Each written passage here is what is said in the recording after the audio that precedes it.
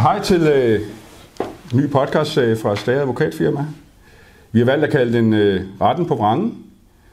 Og det er en serie, som vores børnesagsteam, vil arbejde med fremover. Hvor vi vil prøve at belyse en række forskellige problemstillinger inden for særligt tvangsfjernelsesområdet. Forældreansvarsområdet. Ja. Og det er Jeanette Gørt. Hej, som Jeanette Gørt, og har speciale i sager om anbringelse af børn og unge uden for hjemmet. Og Jamen, jeg hedder Gert Dyrn, og jeg er også advokat her i teamet. Jeg går primært i landsretten og i højesteret med de sager, som vi har på det her område. Der har vi da haft et par interessante sager, som vi også vil komme ind på efterhånden, som podcasten udfolder sig. Men i det her introafsnit, der handler det jo mere om, hvad det er, vi egentlig gerne vil med podcasten. Og vi vil som sagt gerne belyse nogle problemstillinger, noget som vi oplever som advokater. Hvordan er det at behandle sagerne? ja, og Ankestyrelsens rolle i forhold til at sikre retssikkerheden. Vi vil også komme ind på nogle konkrete sager, og kommunernes sagsbehandling. Ja. Og så vil vi naturligvis også i det omfang, I derude har nogle problemstillinger, som I gerne vil have vendt, prøve at belyse dem, men der er ikke tale om en juridisk brevkasse. Altså det vil sige, at man kan ikke bare sådan skrive ind, hvordan og hvorledes ligger det med det og det. Men hvis jeg har oplevet et eller andet sagsforløb, som har været lidt underligt, og som jeg synes måske har været for ensidigt, så kan I jo melde ind til os, og så vil vi jo så prøve at tage det op i måske et samlet podcastforløb, hvor vi også fokuserer lidt på den problemstilling. Ja, og udover dig og mig, Gert, så har vi jo også 5-6 andre advokater i afdelingen, som løbende også vil lave afsnit. Og i takt med, man kan sige, at de relevante emner, de tages op. Så de bliver præsenteret senere også. Ja, det gør de. Og de kommer jo så løbende. Hvor mange var det? Vi var 6. Var det, vi blev jo enige om? 6 eller 7? Efter vi vokser faktisk ret hurtigt for tiden. Så der er 6 advokater ved nu. Ja, der er mere eller mindre fuldtidsbeskæftiget i forhold til det her område. Ja. Og så er der jo primært dig og Brian, som fører sager i landsretten og i højesteret. Og du har jo haft et par interessante sager i højesteret. Ja, det har jeg, som vi vil komme lidt ind på efterhånden, som podcastserien kommer frem. Men det vi sådan ligesom vil kigge lidt på nu, det er en sag, om man så må sige, eller i hvert fald lige snakke lidt om en sag, som illustrerer faktisk ganske godt alle de problemstillinger, som vi kommer igennem i det her program. Og det er de her sager nede fra Langeland, hvor vores firma har været involveret i en del af dem faktisk. En af de sager, som vi har arbejdet en del med herinde, er en sag fra Langeland. Og den er faktisk meget repræsentativ for mange af de problemstillinger, som vi oplever som advokater, og I formentlig også oplever, hvis I står i den forkerte ende af en kommunal børne- og ungeafdeling, Ja, og som gerne vil fjerne jeres børn. Og sagerne er jo på en eller anden måde blevet et symbol på de udfordringer, som er på området. Også fordi den har været rigtig meget belyst via medierne og har været op til debat. Ja, man kan faktisk sige, at den er ikke engang færdig endnu. Altså, Jeanette? Jeg førte jo sagen i byretten, altså man kan sige en afløber af hele sagen, hvor der bliver anlagt sag i forhold til noget erstatning for det, der efter vores opfattelse i hvert fald er en anbringelse, som hvordan skal man sige det, som gået galt. Skal vi ikke sige på den måde? Ja, som er gået ret meget galt. Men var det erstatningen, der var det væsentlige? Nej, det væsentlige er jo selvfølgelig, at 2 drenge, blev anbragt uden for hjemmet på baggrund af noget forkert sagsbehandling. Og sagen udfolder sig jo lige nu i landsretten.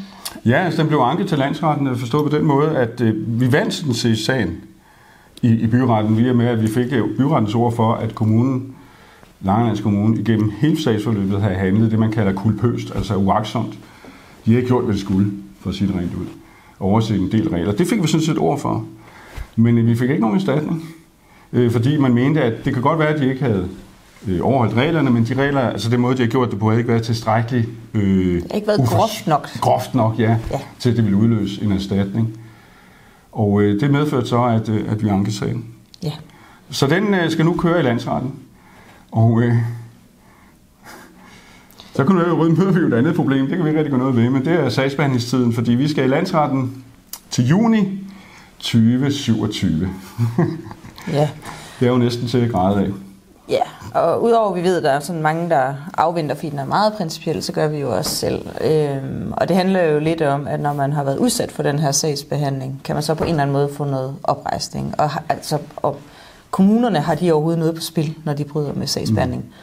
Så det er en ret væsentlig sag, som jeg ved, du bruger rigtig meget tid på. Jamen det gør jeg jo også sammen med vores klient i det her spil. Hun bruger ufattelige mængder af tid på det. Nu har hun stået i den i mange år, men også nu på at dels at skrabe alt muligt materiale sammen til selve byretssagen, men også til landsretssagen og sideløbende.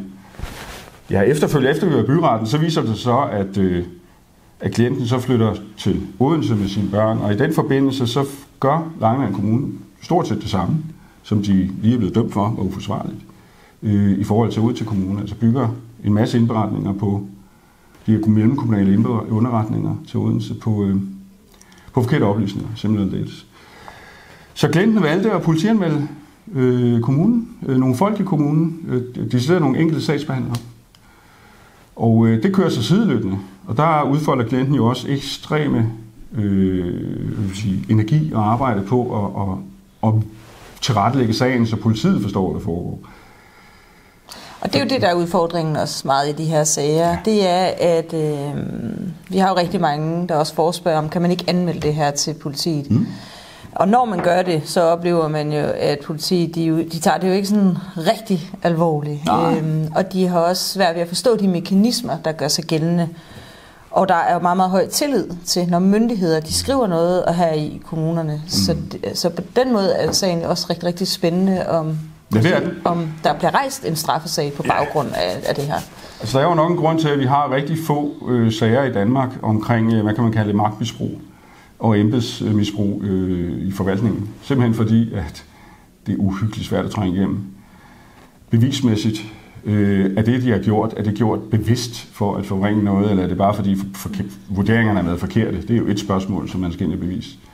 Noget andet er at finde materialet. Den her sag, og det er jo typisk, den har kørt over flere år. Vi har, hvad var det? Der var 14 ringbind med over 5.500 sider i den sag. Og præsentere det for en eller anden, undskyld udtrykket, landbetjent i Svendborg, det kræver nok noget forarbejde. Og der er vi altså virkelig afhængige af jer klienter og jeres evne til at skære sagen til. Fordi vi som advokater, vi kan heller ikke bruge 100, 120, 30 timer på det arbejde. Det har vi simpelthen ikke tid til. Og I har heller ikke råd til at betale, også for den tid. Så jo mere I kan bearbejde sagen for os, altså give os det materiale, vi skal bruge, så er vi glimrende i stand til at formidle det til politiet og til domstolen osv. Men det kræver en meget tæt samarbejde mellem os advokater og jer derude. Ja, og at sagen bliver skåret rigtigt til. Men det afventer jo lige nu. Ja, det kan man sige, det afventer. Ja. Altså, vi har jo tid til den, hvad var det, juni 27. Men vi var faktisk til møde, jeg og klienten, med politiet i går, nede i Svendborg, hvor vi havde sat en små 3 timer af, for ligesom at prøve at forklare politiet, hvad det handler om. Og det var vores oplevelse, at de forstår det sgu ikke, for at sige det rent ud. Så vi har nu aftalt, at klienten går hjem og laver en yderligere beskrivelse til mig, som jeg så pinder ud, og så sender vi den til politiet bilagt relevant dokumentation. Vi må bare erkende, der er forskel på at efterforske en narkoforbrydelse, en voldsforbrydelse, et drab eller en voldtægt, og så embedsmisbrug i den offentlige forvaltning. Også fordi, som du er inde på, Jeanette, man tror simpelthen på forvaltningen som udgangspunkt. Ja. Og det er jo kernen faktisk af de udfordringer, som vi oplever. Fordi den tillid, der er til forvaltningen, det er jo både, man kan sige, de børne- og ungeudvalg, som behandler sagen, det er Ankestyrelsen, og det for så vidt angår også retterne. Altså, når en myndighed kommer og siger noget, jamen, så må det jo nok forholde sig på den måde. Og det er jo også det, der hænger sammen med stadfæstelsesprocenterne, og hvor ofte kommunerne får medhold, fordi de får jo i langt størstedelen, nærmest de fleste sager, får det jo medhold, og det skyldes jo den her tillid til, fra alle instanser til kommunerne. Ja, så også det, vi har jo svært ved at føre et bevis. Altså hvis vi har en straffesag, nu, det er jo også en del af Stage Advokatfirmas arbejdsområde, straffesager, der arbejder vi meget med os. der skal man jo det mindste bevise noget. Altså anklagemyndigheden kommer og skal smide et eller andet på bordet, ikke? Altså en blodig kniv med fingeraftryk for eksempel, eller nogle sms'er, der er sendt fra en telefon med nogle trusler, altså et eller andet, som er håndfast. Det kan godt være, det ikke er særlig meget, men vi skal forholde os til det. I børnesagerne, der er det meget sådan nogle vurderinger, foretaget over lang tid af flere forskellige mennesker, som har set børn, forældre på underlige tidspunkter i korte intervaller. Ja, og som du siger, det her med bevisbyrden, der florerer sådan på en underlig måde en omvendt bevisbyrde.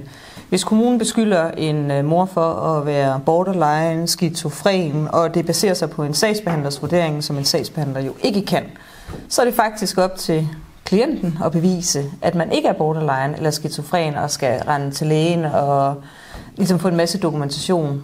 Hvorimod i straffesager, jamen der er det jo et helt håndfast princip, at det er anklagemyndigheden, som skal løfte bevisbyrden, ud over enhver rimelig tvivl.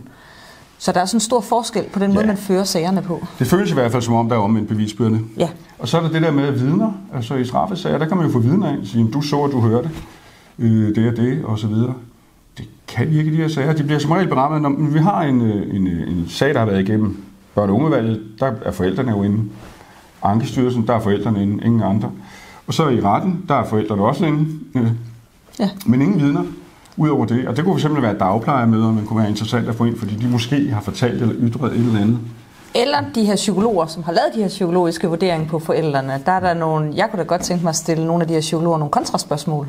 I forhold til, hvordan er de kommet frem til det her resultat? Hvad har rammen for undersøgelsen været af forældrene?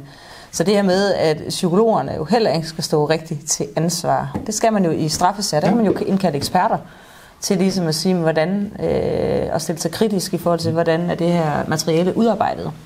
Og det er jo også et problem, at man kan sidde bag et skrivebord og bare skrive og diskvalificere forældre, og så bliver det lagt til grund. Ja, papir er taknemmeligt, særligt i de her sager. Og der er du netop, det du selv var inde på, det med psykologer, der har Jeanette jo været meget involveret i det. Hvis du har holdt nogle kurser også, sammen med psykologer. Og det er jo fordi i anbringelsessager, der er det, der hedder forældrekompetenceundersøgelse, altså en psykologisk undersøgelse af forældrene, er jo fuldstændig det bærende i en sag. Man kan have nok så gode papirer, men er der udarbejdet en undersøgelse, der mere eller mindre diskvalificerer forældrene, så er det virkelig op ad bakke derfra.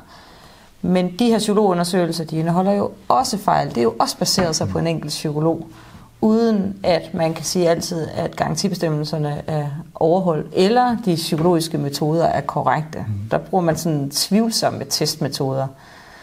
Vi ser det blandt andet i de grønlandske sager, hvor man efterfølgende har fundet ud af, at der er fejl i de undersøgelser. Jamen, det var jo blandt andet noget af det arbejde, du havde været med til at lave, som var med til at formå systemet til at lave en praksisændring, ikke? Jo, der er kommet lovændring på området. Om grønlændere, specielt om grønlændere, fordi der var nogle kulturelle problemstillinger, som slet ikke blev belyst i de her kompetenceundersøgelser, som man kalder dem. Ja. Og så mangler vi jo bare fordi der er også et problem med, selvom det er etniske danske, der er rigtig mange udfordringer. Blandt andet også noget af det, som vi vil belyse i nogle senere afsnit i forhold til, den her problemstilling. Så det var vel sådan set det vi kunne bruge sådan lige til at introducere, hvad der var, vi gerne ville. Og vi håber, at vi kommer ind og berører nogle emner, som interesserer derude, og som måske kan rejse nogle spørgsmål om, hvordan systemerne egentlig fungerer, eller burde fungere. Så velkommen til, og håber, vi ses igen.